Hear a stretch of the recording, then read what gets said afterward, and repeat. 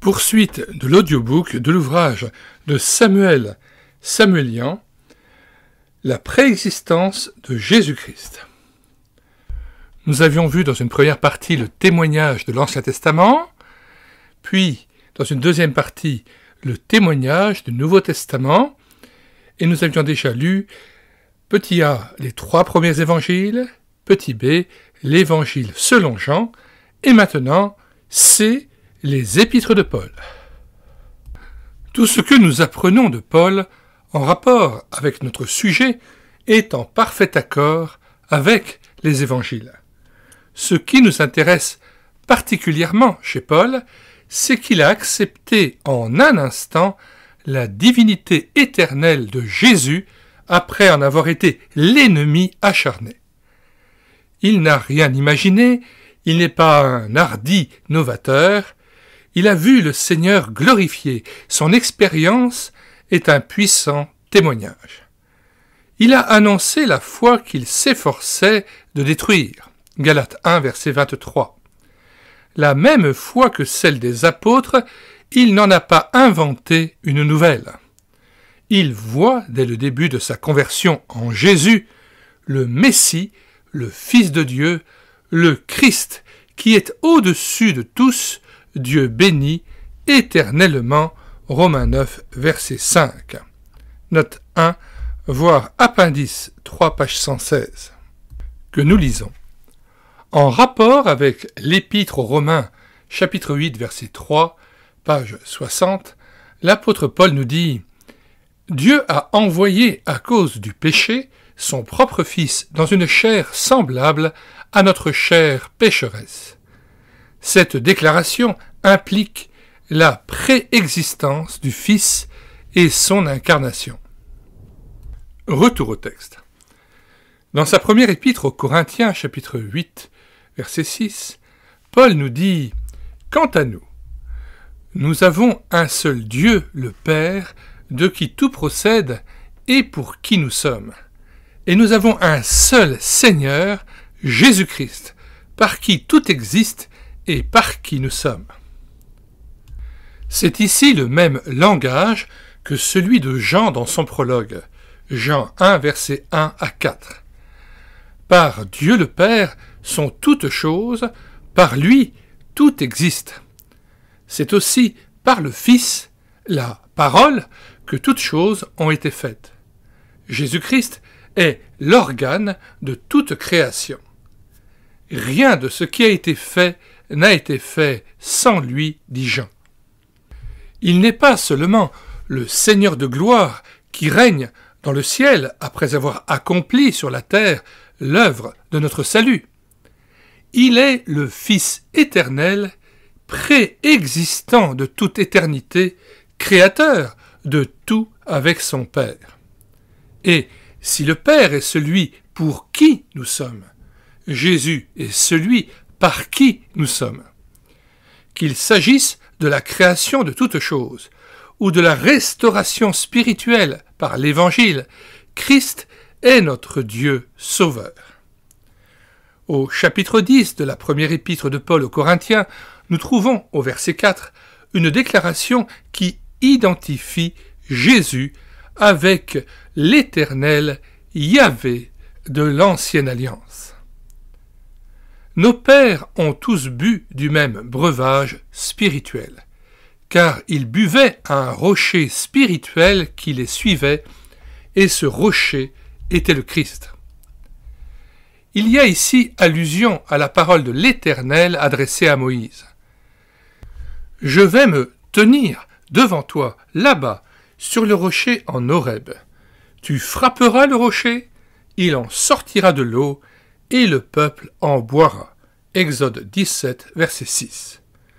Ce rocher d'Horeb ne suivait pas Israël. Si Paul nous dit « un rocher spirituel les suivait », il désigne par cette expression Dieu lui-même. Or, il appelle ce rocher Christ. Donc, Christ est Dieu. Donc, Christ est éternel. C'est lui qui remplissait la nuée. C'est lui qui conduisait le peuple, qui le nourrissait et l'abreuvait, non seulement matériellement, mais aussi spirituellement. Au verset 9 du même chapitre, nous voyons qu'il est bien question du Christ conduisant Israël.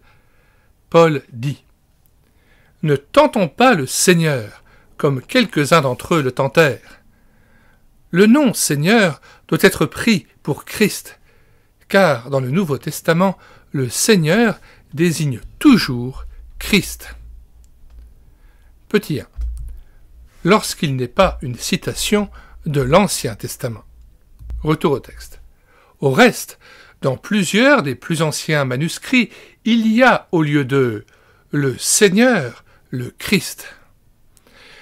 Nous devons donc prendre ce passage, chapitre 10, verset 4, « Ce rocher était Christ », dans le même sens où il est parlé de l'Éternel, rocher spirituel d'Israël. Célébrez la grandeur de notre Dieu. De lui, notre rocher, l'œuvre est parfaite. Deutéronome 32, verset 4. Il a méprisé le rocher de son salut. Deutéronome 32, verset 15. Tu as oublié le Dieu de ton salut. Tu ne t'es pas souvenu de ton rocher protecteur. Ésaïe 17, verset 10.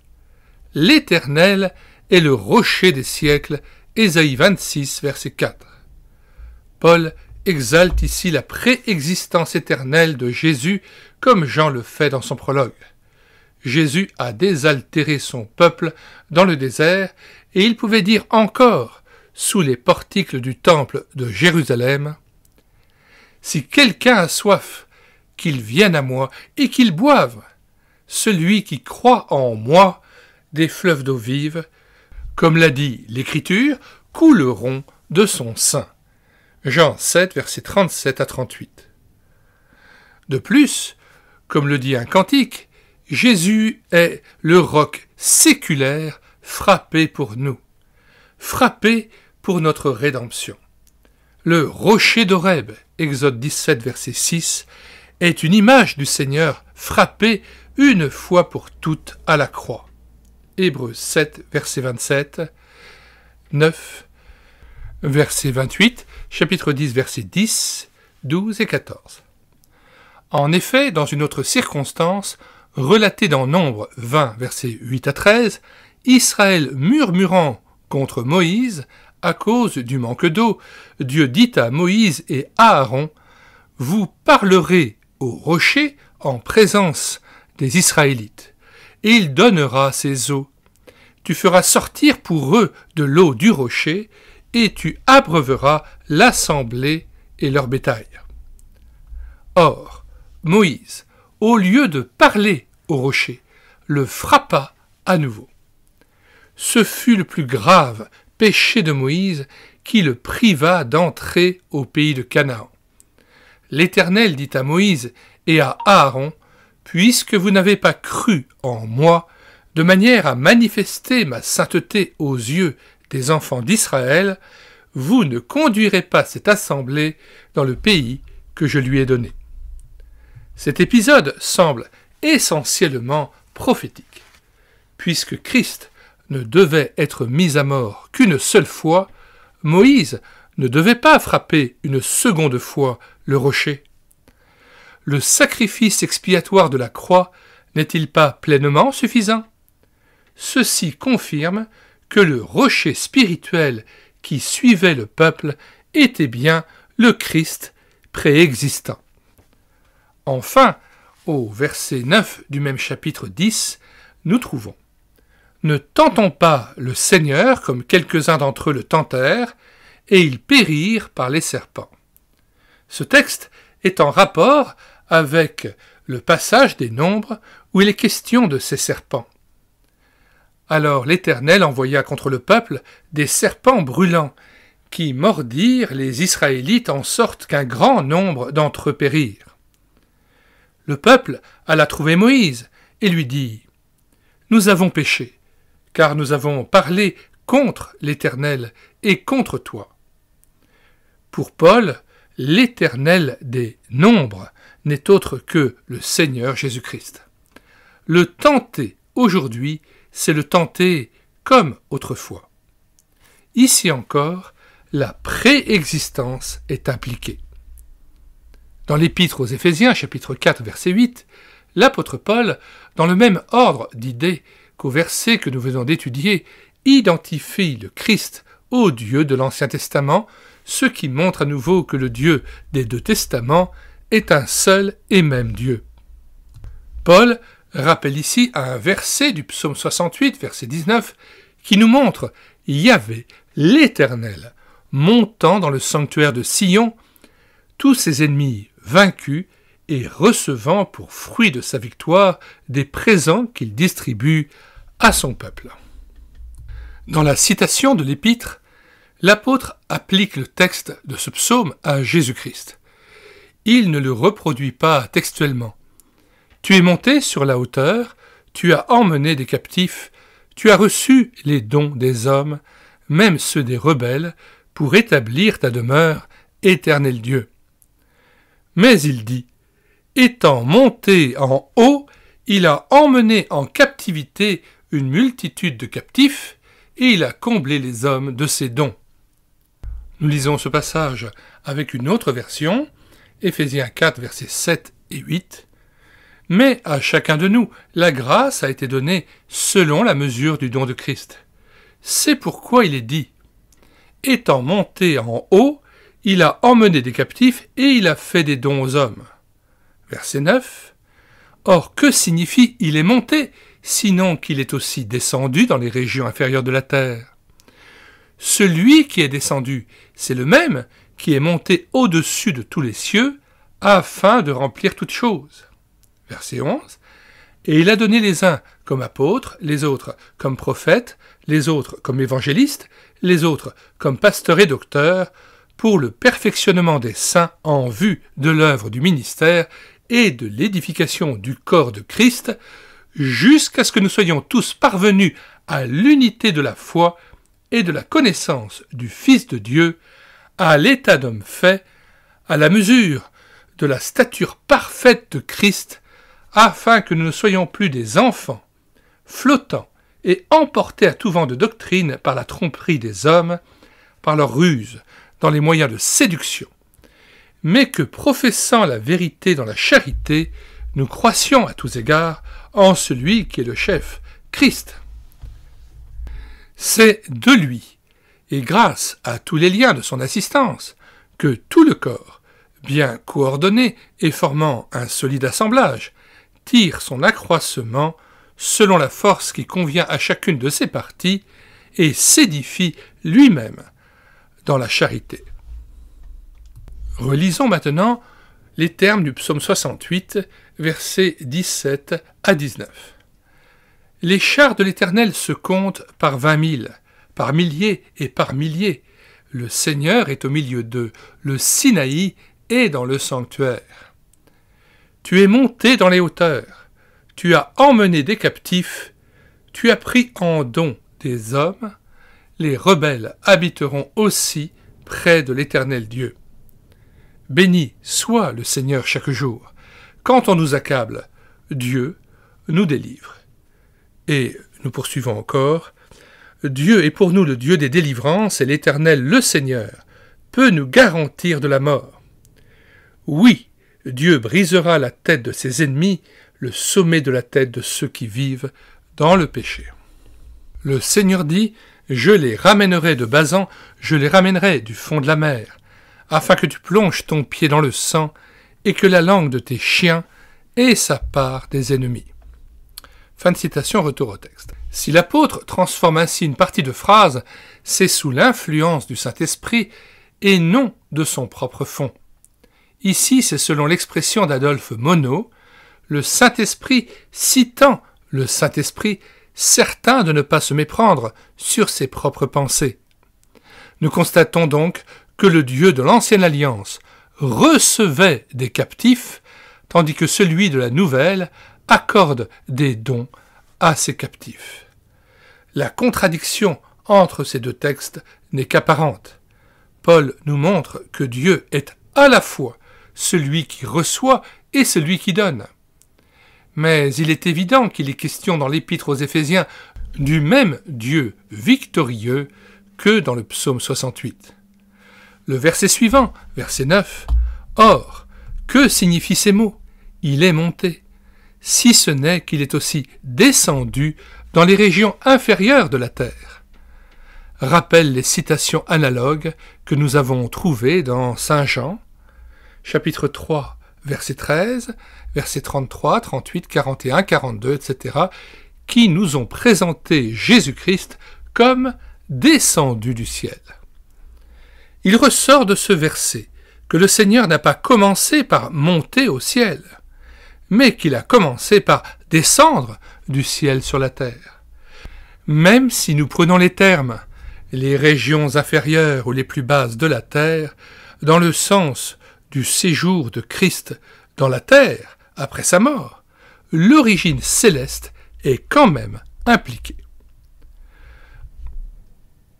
Le passage principal de l'apôtre Paul concernant la préexistence de Jésus-Christ est sans doute celui que nous trouvons dans l'Épître aux Philippiens, chapitre 2, versets 6 à 8.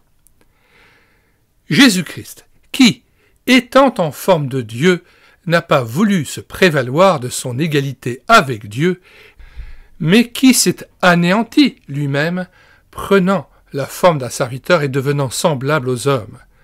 Ayant paru comme un simple homme, il s'est abaissé lui-même, se rendant obéissant jusqu'à la mort de la croix.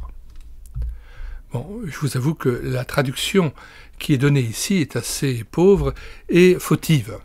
Je ne vois pas pourquoi on pourrait traduire par qu'il s'est anéanti lui-même.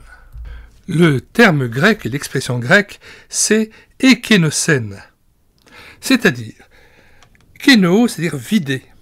Se vider, ou alors au sens figuré, rendre vide, affaiblir, épuiser, réduire à rien. Et ce verbe, keno, a donné la notion théologique de kénose, qui signifie que Dieu se dépouille de certains attributs de sa divinité, notamment en s'incarnant sur terre sous la forme d'un enfant. Le terme vient du grec ancien kénosis, action de vider, de se dépouiller de quelque chose, et donc se dépouiller soi-même. Et ce qui peut se traduire alors, lui qui est de condition divine n'a pas revendiqué jalousement son droit d'être traité comme l'égal de Dieu, mais il s'est dépouillé lui-même, prenant condition d'esclave et devenant semblable aux hommes, s'étant comporté comme un homme, il s'humilia plus encore, obéissant jusqu'à la mort et à la mort de la croix. Nous venons de lire là la traduction de la Bible de Jérusalem et la traduction second, Philippiens 2, versets 5 à 11, « Ayez en vous les sentiments qui étaient en Jésus-Christ, lequel, existant en forme de Dieu, n'a point regardé comme une proie à arracher d'être égal avec Dieu, mais s'est dépouillé lui-même en prenant une forme de serviteur, en devenant semblable aux hommes. Et ayant paru comme un simple homme, il s'est humilié lui-même, se rendant obéissant jusqu'à la mort, même jusqu'à la mort de la croix. C'est pourquoi aussi Dieu l'a souverainement élevé et lui a donné le nom qui est au-dessus de tout nom, afin qu'au nom de Jésus, tout genou fléchisse dans les cieux, sur la terre et sous la terre, et que toute langue confesse que Jésus-Christ est Seigneur, à la gloire de Dieu le Père. Il n'est pas inutile de lire la suite. Ainsi, mes bien-aimés, comme vous avez toujours obéi, travaillez à votre salut avec crainte et tremblement, non seulement comme en ma présence, mais bien plus encore maintenant que je suis absent, car c'est Dieu qui produit en vous le vouloir et le faire selon son bon plaisir. Retour au texte du livre de Samuelien. On a beaucoup écrit touchant ce texte, et le plus souvent pour en enlever le caractère divin qui appartient au Seigneur. Ce terme, en forme de Dieu, étant l'antithèse de cet autre terme, la forme de serviteur, ne peut être pris dans un sens irréel, mais bien réel, car la forme de serviteur a été réelle, historique. Et, dans la deuxième épître aux Corinthiens, chapitre 8, verset 9, nous trouvons une citation analogue. Vous connaissez la grâce de notre Seigneur Jésus-Christ, qui, étant riche, s'est fait pauvre pour vous, afin que par sa pauvreté vous fussiez rendus riches. Ici, le terme riche doit être pris dans le même sens littéral que le terme pauvre. Sans cela, cette pauvreté acceptée volontairement ne serait pas une pauvreté réelle. La pauvreté n'est manifestée qu'en rapport avec la richesse. Mais si vous dites que Christ n'était riche qu'idéalement, vous enlevez au terme pauvre toute sa valeur. Ces deux citations de Paul impliquent nécessairement en Jésus-Christ un état de gloire précédant l'incarnation. Avant la forme de serviteur, entre guillemets, Jésus était en forme de Dieu, c'est-à-dire semblable à Dieu, c'est-à-dire Dieu. Son égalité avec Dieu implique sa divinité, car il n'y a que Dieu qui puisse être égal à Dieu. Note 1. C'est-à-dire en pleine possession de la divinité. Jésus-Christ se donne toujours dans les évangiles comme égal à Dieu. Les pharisiens ne s'y trompent pas quand Jésus leur dit « Mon Père travaille jusqu'à présent et je travaille, moi aussi ». À cause de cela, les Juifs cherchaient encore davantage à le faire mourir. C'est parce qu'il disait que Dieu était son propre Père, se faisant égal à Dieu. Jean 5, versets 17 à 18. Pour équilibrer le propos de Samuel Samuelian, il nous faut citer le passage de Jean 14, verset 28. « Vous avez entendu que je vous ai dit « Je m'en vais et je reviens vers vous ». Si vous m'aimiez, vous vous réjouiriez de ce que je vais au Père, car le Père est plus grand que moi. » Nous voyons alors, de la bouche même du Christ, que même si Jésus-Christ se déclare lui-même Dieu, puisqu'il dit à plusieurs reprises « Je suis », reprenant ainsi la définition de l'Éternel qui se révèle à Moïse « Je suis celui qui suis », eh bien Jésus-Christ lui-même, de ses propres lèvres, dit que le Père est plus grand que lui. Un autre passage démontre ce fait. Citons 1 Corinthiens 15, versets 24 à 28. « Ensuite viendra la fin, quand il remettra le royaume à celui qui est Dieu et Père, après avoir détruit toute domination, toute autorité et toute puissance. Car il faut qu'il règne, jusqu'à ce qu'il ait mis tous les ennemis sous ses pieds. Le dernier ennemi qui sera détruit, c'est la mort. Dieu, en effet, a tout mis sous ses pieds. Mais lorsqu'il dit que tout lui a été soumis, il est évident que celui qui lui a soumis toute chose est excepté. Et lorsque toutes choses lui auront été soumises, alors le Fils lui-même sera soumis à celui qui lui a soumis toutes choses, afin que Dieu soit tout en tous. Retour au texte. Paul nous parle de la préexistence du Seigneur pour montrer en lui le modèle de l'abaissement.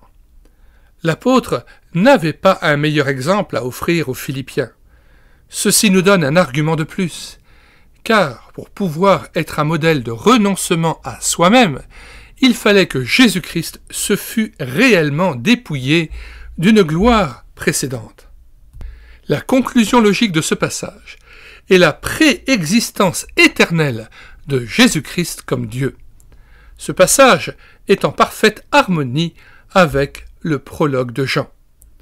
Godet dit « L'expression « étant en forme de Dieu » de Paul répond à celle de Jean, et la parole était Dieu. Le « il s'est dépouillé lui-même » ayant pris la forme de serviteur et s'étant fait semblable aux hommes de Paul n'est autre chose que le « la parole a été faite chair » de Jean. Dans les mots suivants de Paul, c'est pourquoi Dieu l'a souverainement élevé, nous retrouvons la pensée de cette prière de Jésus dans Jean. « Père, rends-moi la gloire que j'ai eue auprès de toi avant que le monde fût fait. » Note 1, Introduction au Nouveau Testament, pages 624 à 625. Le passage cité par Samuel Samuelien vient de Jean 17, versets 4 et 5. « Je t'ai glorifié sur la terre, j'ai achevé l'œuvre que tu m'as donné à faire. Et maintenant, toi, Père, glorifie-moi auprès de toi-même de la gloire que j'avais auprès de toi avant que le monde fût. » C'est donc ici un passage de la prière sacerdotale. Jean 17. Dans l'Épître aux Colossiens, chapitre 1, verset 15, se trouve un texte dont on s'est servi pour nier la préexistence éternelle du Seigneur. C'est lui qui est l'image du Dieu invisible, le premier-né de toute la création. Les Ariens, les Sociniens et tous ceux qui ne veulent pas de la divinité de Jésus-Christ invoquent ce passage pour mettre le Seigneur au rang des créatures. Mais le défaut de ces commentateurs est d'isoler un texte de son contexte afin d'en donner un sens inadmissible. En effet, Paul ajoute « Car c'est en lui qu'ont été créées toutes choses, dans les cieux et sur la terre, les visibles et invisibles, soit les trônes, soit les dominations, soit les autorités, soit les puissances. Tout a été créé par lui et pour lui. Il est avant toute chose et toute chose subsiste en lui. » Versets 16 et 17. Comment donc Jésus-Christ serait-il une créature et en même temps le créateur de toutes choses dans les cieux et sur la terre? Peut-il être à la fois un anneau de la chaîne des êtres créés et la puissance créatrice de toute la création? Nous sommes ici devant une impossibilité. La créature ne peut devenir le créateur. Ni Jean, ni Paul n'ont voulu dire que toute la création ait été faite par Jésus-Christ créature, lui-même créé. Jean déclare avec Paul au verset 17 dans son prologue « Toutes choses ont été faites par lui », sans aucun sous-entendu concernant Jésus-Christ comme première créature. Le verset 18 va nous éclairer sur la signification exacte du terme du verset 15, le premier-né de toute la création. Il nous dit « C'est lui aussi qui est la tête du corps, le chef de l'Église. Il est le commencement, le premier-né d'entre les morts, afin qu'en toute chose, il tienne le premier rang. » Que signifie l'expression « le premier-né d'entre les morts » ? Elle ne signifie pas que Jésus soit le premier vivant après avoir passé par la mort. Il est évident que la mort physique n'a jamais été la mort totale. Les Juifs croyaient fermement, sauf les Sadducéens, à l'immortalité de l'âme.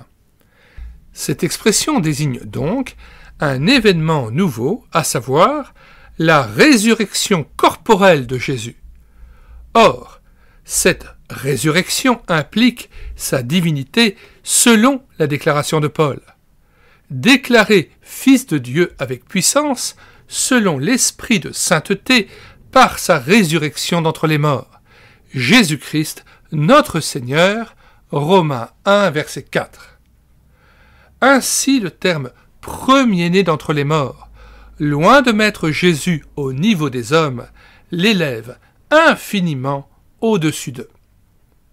Ceci nous amène à comprendre la portée du terme « le premier-né de toute la création ».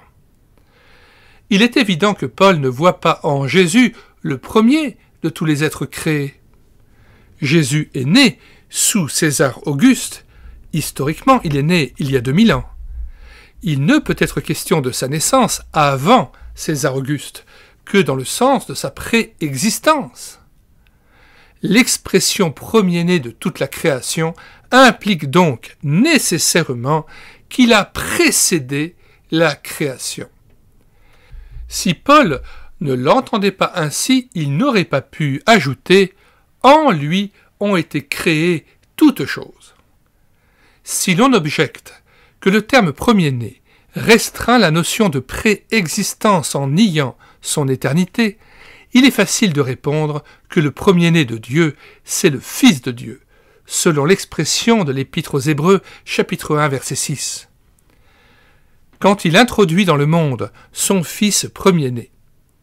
Or, nous le verrons plus loin, la filialité du Fils ne peut être qu'éternelle, car Dieu ne peut être Père éternellement que s'il a éternellement un Fils.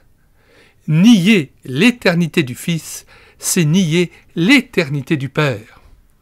Nier l'éternité du Fils, c'est nier aussi l'éternité de l'amour du Père. Au reste, le verset 15 contient une expression qui proclame, elle aussi, la souveraineté et l'éternité du Fils. Paul s'écrie « C'est lui qui est l'image du Dieu invisible ». Or, il est incontestable que l'image dure autant que l'original qu'elle reproduit.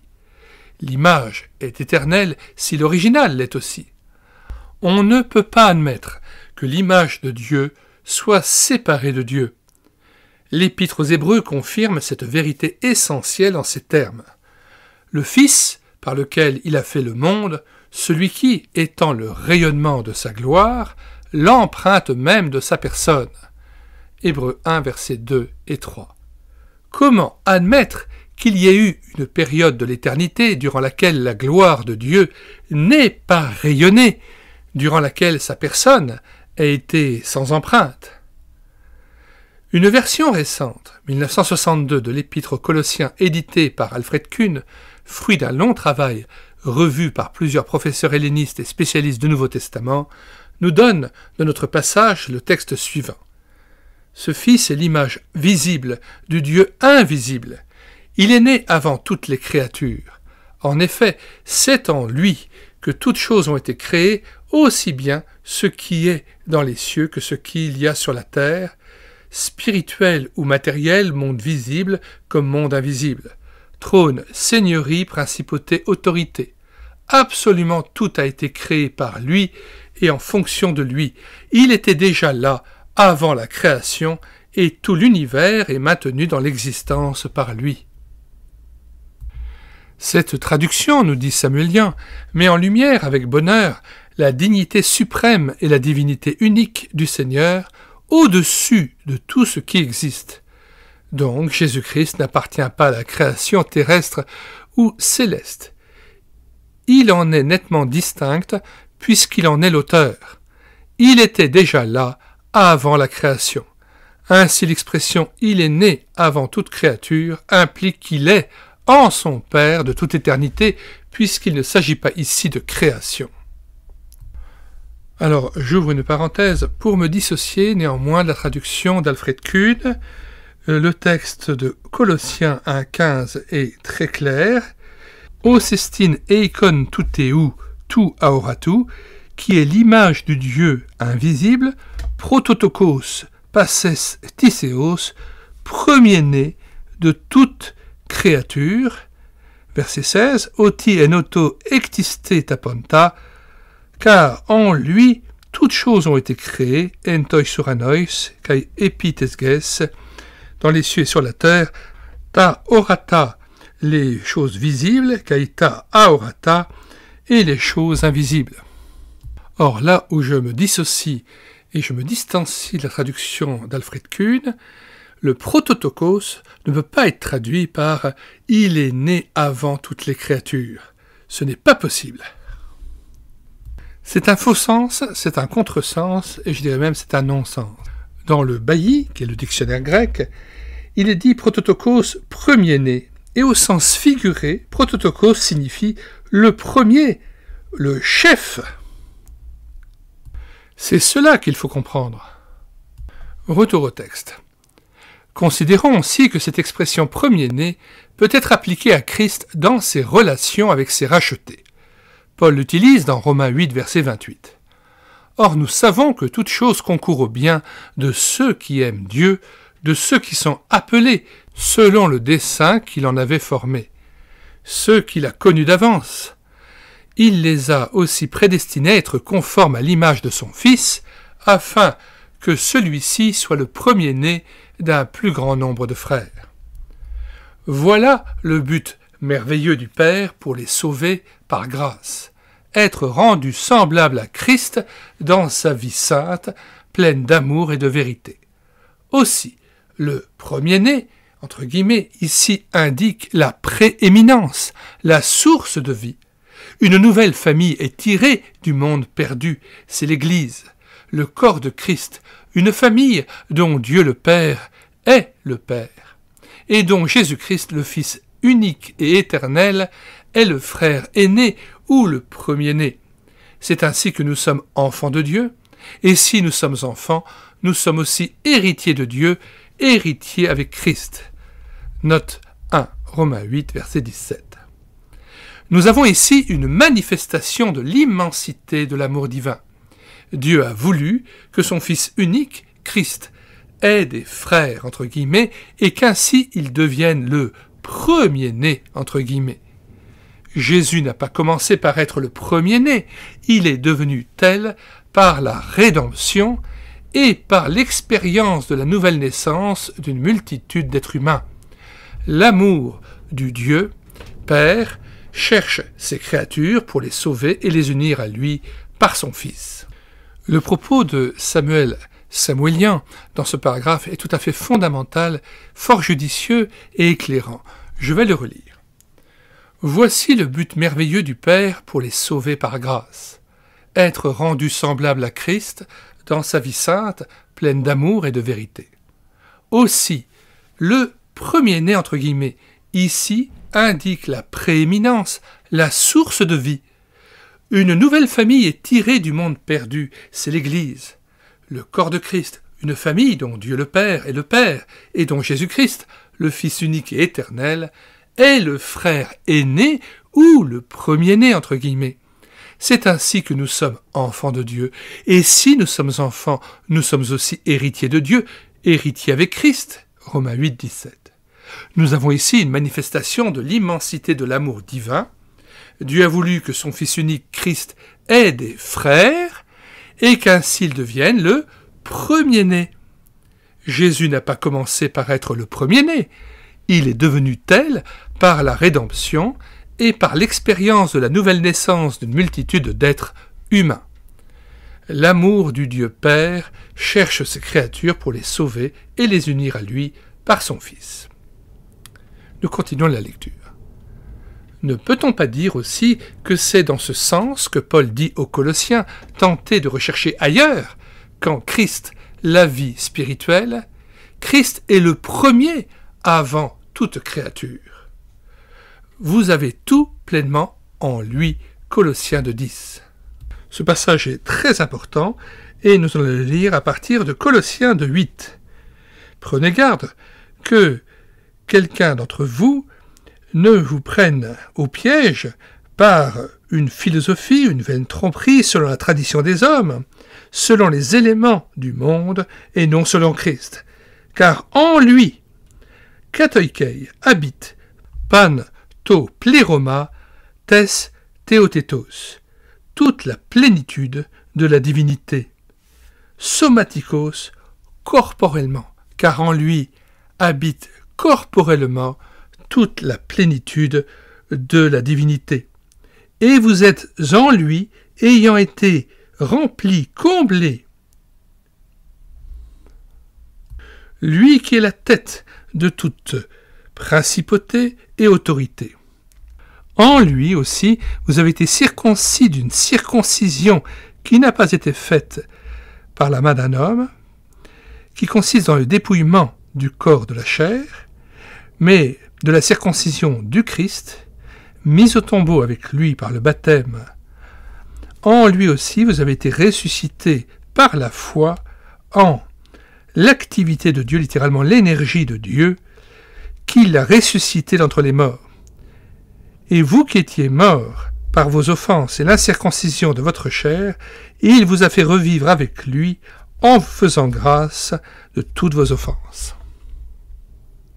Il a effacé l'acte rédigé contre nous par les ordonnances qui nous étaient contraires, qui nous étaient opposées, Et celui-ci donc les a ôtés du milieu littéralement, ayant cloué à la croix cet acte d'accusation. Il a dépouillé les principautés et les autorités, les puissances, les dominations, et les a publiquement livrées en spectacle, en triomphant d'elles par la croix. Après cette longue citation, nous revenons au texte de Samuelien. Christ est le premier avant toute créature. Vous avez tout pleinement en lui, Colossiens 2,10. Il est Dieu, il est votre Dieu. Ce n'est que dans la communion avec lui que vous participerez vous aussi à cette plénitude et que vous atteindrez votre plein épanouissement. Version Alfred Kuhn. Nous pouvons donc conclure que l'expression le premier-né de toute la création exalte en Jésus le Fils unique et éternel. Voir appendice 6, page 117. Nous lisons maintenant cet appendice. À propos de Colossiens 1, versets 15 à 17, page 68 à 74. Nous pouvons ajouter en appendice l'exposé de Philippe Favre, l'épître aux Colossiens, page 19 à 21, les lignes suivantes. Dans sa relation avec Dieu, verset 15, le Seigneur est d'abord appelé l'image du Dieu invisible. Que faut-il entendre par là? Une image est à la fois une représentation et une manifestation sensible d'un être absent ou invisible. Les effigies qui sont sur nos pièces de monnaie en sont un exemple. Le Fils, dans la gloire éternelle de sa personne divine, est l'image du Dieu invisible. Il n'a pas acquis cette qualité de représentation par création, comme Adam qui a été créé à l'image de Dieu, Genèse 1, 27. Mais il la possède par filiation divine, lui qui est de toute éternité le Fils bien-aimé du Père. Courbons-nous devant le Fils de son amour et soyons profondément convaincus qu'il est, lui seul, l'image du Dieu invisible, étant lui aussi Dieu béni éternellement. Toujours dans cette relation avec Dieu, le Seigneur est ensuite appelé le premier-né de la création. Examinons cette expression à la lumière de l'Écriture. L'hérésiarque Arius et ses descendants modernes, qui nient la divinité de Christ, ont pris cette expression uniquement dans le sens littéral, et ils en ont déduit que Christ était la première créature de Dieu, bien qu'il soit expressément dit au verset suivant qu'il est le Créateur. Comment le Créateur pourrait-il avoir été créé? C'est une absurdité. La Bible nous montre que le mot premier-né peut avoir deux sens. Un sens littéral signifiant premier enfant d'une famille et un sens figuré signifiant premier en dignité, en excellence, en distinction, en suprématie. Le contexte du verset 15 nous montre clairement que Christ est le premier-né dans le deuxième sens et non dans le premier. Il n'est nulle part ailleurs question de sa naissance comme en Luc 2, verset 7, où le mot est employé dans le sens littéral. Dans tous les autres cas, il est question de sa préexistence. Il est aussi intéressant de noter qu'au sens figuré, le mot est appliqué à Israël et à David, Exode 4, verset 22 et Psaume 89, verset 28, alors que ni l'un ni l'autre ne sont des premiers-nés au sens littéral. Israël n'est pas la première nation dans la famille des peuples, et David est le cadet de la famille d'Isaïe. Cela prouve qu'au sens figuré, le mot s'applique à quelqu'un de choisi par Dieu, appelé par Dieu, qualifié par Dieu, dans un but déterminé et avec des privilèges uniques, comme l'ont été Israël et David entre autres. Dans quel sens Christ est-il le premier-né de la création? Dans le sens que Christ a des droits prééminents et une autorité incontestée sur la création. Il la domine et l'administre comme un propriétaire le fait avec son domaine, car l'ordre créé est venu à l'existence en lui et pour lui, comme nous le verrons plus loin. Le titre est donc bien un titre de supériorité dans la position et non dans le temps. Il est à remarquer que Christ est le premier-né parce qu'il est fils. C'est sa qualité de fils éternel du Père qui lui donne tous les droits et toute la prééminence sur la création. Cette empreinte est magnifiquement exprimée en Hébreux 1, versets 1 à 6. Nous y voyons au verset 2 la mention du Fils, héritier de toutes choses, au verset 3 la mention de Christ, l'image de Dieu, car il est le reflet de sa gloire et l'empreinte de sa personne. Et au verset 6, la mention du premier-né, dont il est dit que tous les anges de Dieu l'adorent. Fils, image, premier-né, c'est le même ordre que dans l'épître aux Colossiens. En conclusion, nous constatons dans la louange que le Seigneur Jésus n'est pas seulement celui qui révèle Dieu à ses créatures, mais qu'il est aussi celui qui est souverain sur toute la création. Le Seigneur Jésus qui a créé toutes choses contrôle toutes choses. L'univers commence, continue et finit en lui. L'unité et la solidarité des choses créées ne subsistent qu'en lui. Nous avons là toute une catégorie d'êtres célestes dont l'existence est clairement attribuée à Christ, qui n'est donc pas un être spirituel entre Dieu et la matière, comme l'affirmaient les gnostiques et comme l'affirment encore les témoins de Jéhovah, mais qui est lui-même le Créateur tout-puissant. Fin de l'appendice 6. Retour au texte. Dans l'Épître aux Galates, chapitre 4, verset 4, Paul dit « Mais lorsque les temps ont été accomplis, Dieu a envoyé son Fils, né d'une femme, né sous la loi. » Nous remarquons dans le texte grec, pour les mots « a envoyé », exapesteilen, le « ex » qui signifie « hors d'eux ». Le « envoyé hors d'eux » implique « envoyé hors du ciel » et affirme l'idée de la préexistence du Fils. Il est venu du ciel et il est né sur la terre. Nous lisons aussi dans l'Épître aux Romains, chapitre 8, verset 4, « Dieu a envoyé, à cause du péché, son propre Fils dans une chair semblable à notre chair de péché. Le Fils était Fils avant de venir dans une chair semblable à la nôtre. Il n'est pas devenu le Fils de Dieu sur la terre par sa naissance, né d'une femme, mais il était le Fils éternel qui a revêtu la forme de serviteur. » L'apôtre Paul n'est pas dans l'incertitude sur la divinité éternelle de notre Seigneur. Jésus est pour lui Dieu manifesté en chair, justifié par l'Esprit, vu des anges, prêché parmi les païens, cru dans le monde, élevé dans la gloire. 1 Timothée 3, verset 16.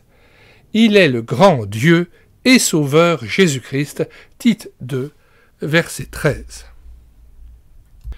Fin de la lecture de ce chapitre sur les épîtres de Paul montrant dans le Nouveau Testament les preuves de la préexistence de Jésus-Christ.